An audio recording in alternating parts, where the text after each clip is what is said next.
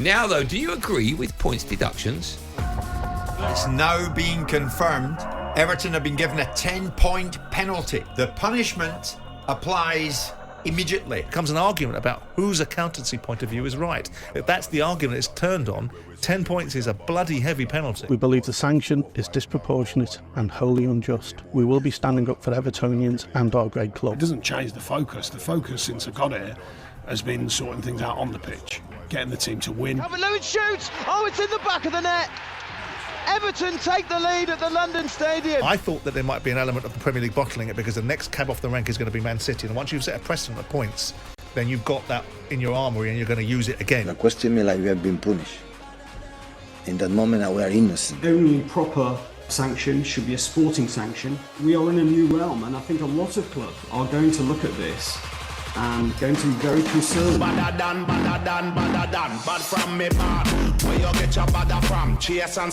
think this is such an interesting debate about whether or not a points deduction, if you're breaking any kind of rules, but financial fair play probably even more. I think it's such a great question because it's ultimately the fans. I know it can damage the club and could result in the club going down and then losing millions upon millions of pounds. But ultimately it does affect the fans dramatically. And it's affecting the fans for some bloke's mistake on a spreadsheet. Right? Some bloke sat in an office earning quite a lot of money a year, I would imagine, that has either made a mistake or tried to pull the wool over everyone's eyes. But either way, it's a decision by a few people that work for the club. Yeah. And it's a great question whether or not the fans should feel the brunt of it as well. I don't think a fine is the right answer. These clubs are got wealthy as anything. So I think a point deduction's fine. And I've said it before, and I think Dirk's kind of said it at the end. I've got no problem with point deductions. If you break the rules and you've got to be punished, I've not got a problem with that. I prefer deductions over financial fines because you give someone like Manchester City and Chelsea, are two of the wealthiest clubs out there. You give them £100 million fine. What is that? It's a lot of money, but for them, I mean, it will hit them. It won't hit them hard. It won't. No, it won't dent them. Not at all. But I think if you're going to give out point deductions, I think it's got to be at the same point of every season. So if a team breaks its rules. Then, so let's say Everton. A couple of weeks ago, they were found to have broken the rules. Right. And that's when they got hit with the 10 points. Start of next season, they start with a 10-point deduction. Do all the deductions or the problems. What am I trying to say here? I don't know. So when you get in trouble, you get the point deductions. Right. Do them at the start of every season. So you break the rules whatever season in. You break the rules this season. Right, here we go. Start of next season. You start with a 10-point deduction or 5-point deduction. But then you're basically saying that you can play the whole season with players that you shouldn't have brought into the club. Yeah, but I get that. But what are you going to do with the point deduction? Are you going to take them players back out? No, but if you hit the club as soon as they're found to have broken the rules. No, I think you do it at the start of every season. Then it gives a club a chance to plan for what's going to happen. Why should you give the club? I'm playing devil's advocate. Mm-hmm. Why should you give that club a chance? They've broken the rules. I get that, but then you're still punishing them. But I think at the start of every season, and if a club goes down to the EFL from the Premier League, or if they're in the Championship, it happens, and then they start that following season, whatever league they're in, with minus 10 points again. I disagree. I think don't break the rules. Mm-hmm. If you break them, then who knows when it's coming. I'd prefer, because as you said, that's punishing the fans all of a sudden, and also for managers as well. It's not the manager's fault. It's not the player's fault. No, it's not. Do you know what I mean? Said, it's some pen pusher. So I think you've got to give them the opportunity. So if you do it at the same point, like Everton got the 10-point deduction right, start of next season, August the 10th of the season. Yeah, but haven't they got more chance of staying up, Everton, if you hit them with that at the beginning of the season? Maybe, but isn't that unfair then on the other clubs? Okay, but then is it fair really on Everton, the team and the manager who haven't done anything wrong? But they have done something wrong. But the players and the manager haven't. No, but the club have broken the rules, okay, right? If they're all in one. But why should a club get a benefit? They're not benefiting. You said do it at the beginning of the season. Yeah, but they're not getting the benefit. They're 10 points down. No, I know, but it's still easier to claw back 10 points before a ball's been kicked. Or maybe it's not. I don't know. What do you think? No, I think the start of every season for everybody, 10 points. Right. Or severity, 20 points.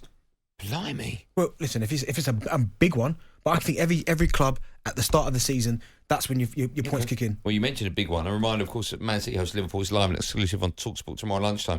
Ahead of the match, this is fascinating. If you've not heard this, have a listen. Ahead of the match, the City boss Pep Guardiola faced a wave of questions from the media today, mostly about Everton's point deduction, due to the fact that Man City have also been charged for breaching financial fair play rules on 115 occasions. Bearing in mind, Everton was one. This is 115, which of course they deny. He was not a fan of the line of questioning at all. You have the questions like you have been punished. You are questioning me like we have been punished. In that moment, we are innocent until guilt is proven. So I know the people want it. I know it. I feel it. Why Everton has been punished for 10 points deduction? Why Man City is there? It's two different cases. It's not the same. It's not the same, honestly. I spoke with my people, said it's completely different, but okay. And the other one is longer because it's more complicated for 150 breaches. So wait. And after, when the lawyers on both sides present the cases in front of the judge and that's the verdict, and after I would say in front of you, you can ask me the question and I will answer you. What I will say is if there is a press conference about a game, you should only be allowed to ask the questions connected to that game. I don't really, I mean, you're going to waste a lot of time annoying a manager, in this case Pep Guardiola, asking him questions about something that's nothing to do with the game.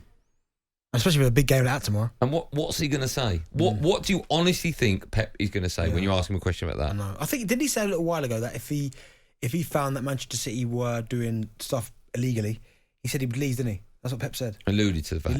But he also said, as he just said there, actually, he spoke to the people involved and they've reassured him that it's not. Nothing at all, yeah. But I do think it's point because you've wasted it. Because if after 3 questions you keep asking him about the points deduction, Manchester City, if he got up and went, do you know what? I've had enough of this. All right, thanks for all your questions. Bye. They've got no headline for tomorrow. They're not spoke about the game. Nothing.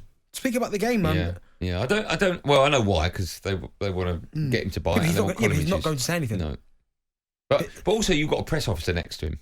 Yeah, but the press officer would have told them. I know, but the press officer should go, no questions about that. Next one. Doesn't matter. I've had that before. Press officers will go, listen, we're not talking about this today. Yeah. And you still get them that will still try it. Yeah, but why doesn't press officer jump in? I just told you. He probably did. Well, do your job properly. talkSPORT Drive. Super opinionated sporting debate. Monday to Friday afternoon from 4 on AM, on DAB, via the talkSPORT app and on your smart speaker. talkSPORT.